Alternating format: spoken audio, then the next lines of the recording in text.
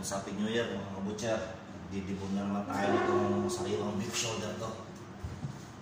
Tsaka itong beef neck. Yan o, puro dibon yan mga kabutcher. Ito naman yung ano niya, pinaka ribs niya. Kaya didibon natin siya mga kabutcher. Panoorin nyo.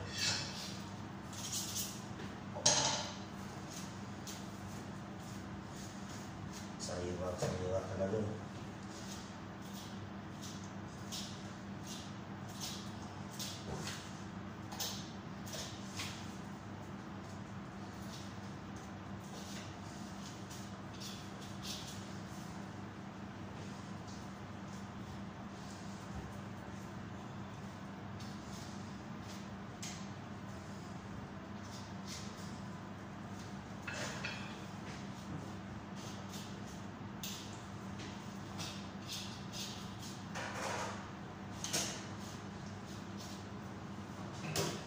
Vlog.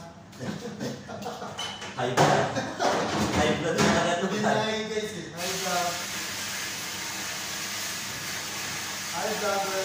Hindi talaga high blood. High blood talaga eh. Pump high blood eh. Hindi high blood eh. High blood. Welcome to my guys. Naligtad.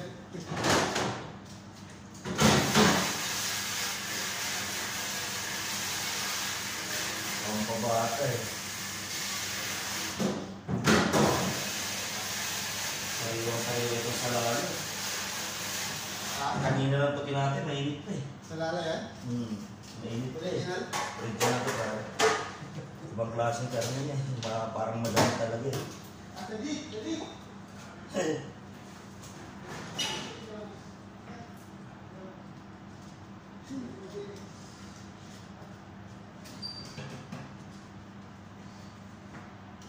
Ingat lang tayo sa pagbubunles mga kabutcher kasi nga wala tayong safety na tulad yung nakikita nyo yung parang meron dito.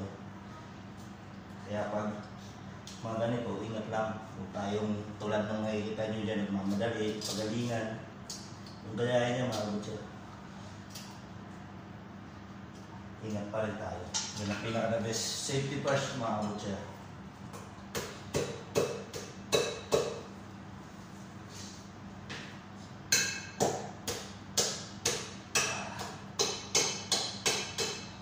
Magmamadali, sure mula tayo sa pagdidibon mga kabutcher. Dito naman sa amin, hindi katulad yung nandyan sa ano na puro diboning trabaho namin. Dito, dalawang shoulder lang didibon mo. Kaya hindi kailangan magmamadali. Kasi hawak naman namin ng oras. Nangungusto na lang kami dito. Yan.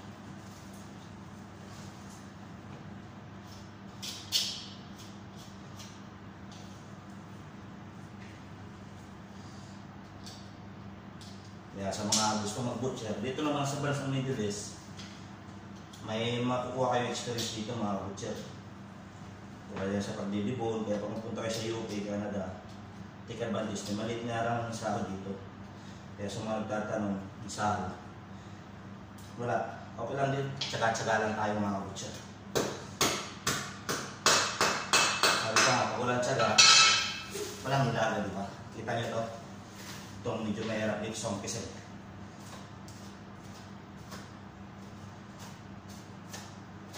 Yan. Ito, kailangan makuha muna at mga butcher. Ito, laging inuuna namin. Yan, pag makuha mo na yan, dito naman tayo sa parts na to. Itong bone marrow na to.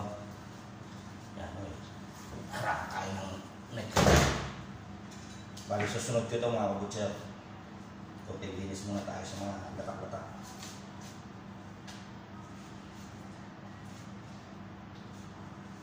Yung mga gandang ano nyo sa mga bulalo mga kabutcher. Lalo ngayon magbabagong taon, hilig yung mga sabaw kasi makulan ngayon sa Pinas.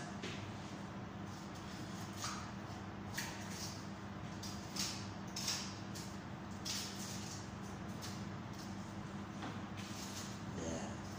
So yung ganyan lang magdibon, hindi nagpapabilisan, nagpapagalingan mga kabutcher. Huwag natin gayahin yung mga galing talaga dyan. Yung mga, yun ang trabaho lang talaga ng lalaki. Yung magdibon na magdibon. Kasi nga, bayan lang talaga sila. Yun lang talaga trabaho nila. Deboners na. Dito kasi pag nandito sa Middle East, centralized na mga kabutya. Tsaka hindi naman ako lagi nagdidibon dito talaga eh. Meron talaga kami taga-dibon ng, ng Pakistan. Ba't sa akin, kaya maraming sabi sa akin, ba't di daw ako magkana daw kayo UK. Sabi ko, hindi na kaya ng kamay ko mga kabutya.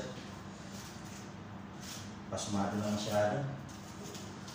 Kaya pa naman, kaso naman may ilang loob.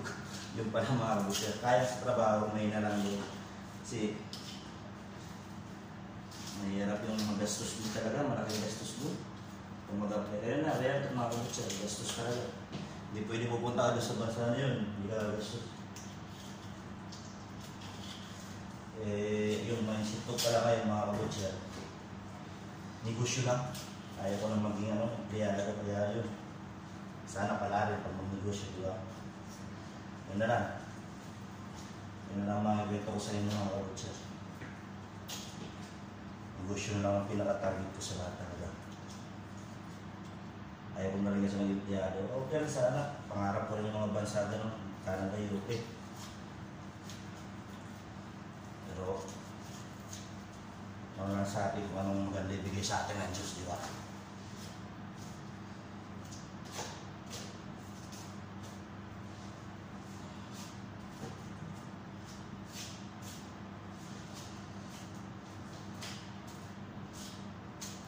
Ayan mga kabutya.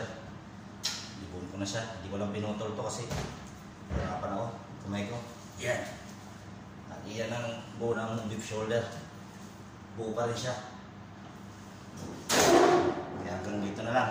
Okay, mga kabutya.